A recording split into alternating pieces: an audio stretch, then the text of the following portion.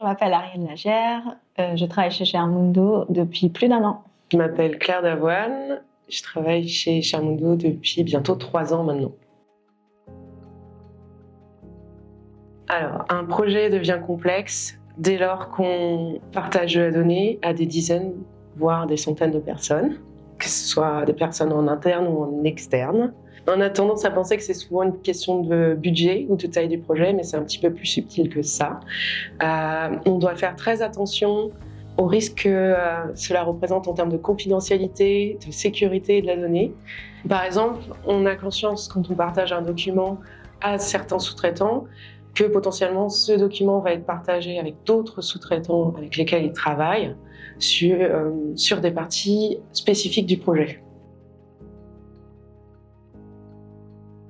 Alors, les défis documentaires, il faut prendre en considération que tous les jours, on gère des centaines, voire des milliers de documents.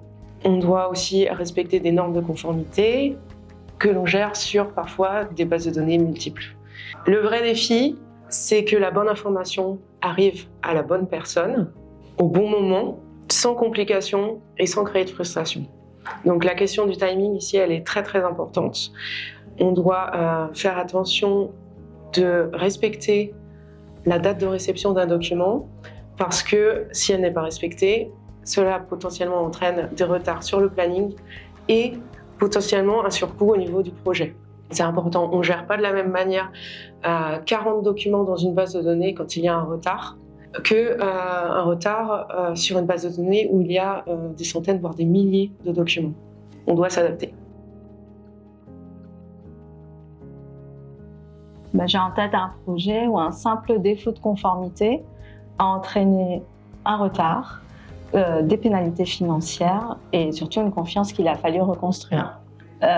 C'est souvent la documentation le reflet d'un projet qui s'est mal passé. Il y a eu un projet dans lequel il manquait 2% de la documentation, ça a entraîné un procès à la Haute Cour de Londres.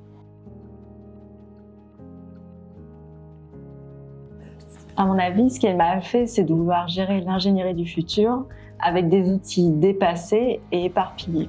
On perd vraiment un temps fou à remplir manuellement les mêmes données sur différents outils, alors qu'il existe un outil qui est automatisé et centralisé, qui s'appelle Lynx. Il m'est souvent arrivé de proposer des automatisations, des améliorations à des bénéficiaires qui les refusent parce que ça les rassure. Penser la documentation permet d'éviter le naufrage. On le voit souvent comme une contrainte administrative, mais il faut penser que c'est vraiment un levier stratégique. Si on l'anticipe dès le jour 1, ça nous fait gagner du temps, de l'argent, et on s'assure le succès final du projet.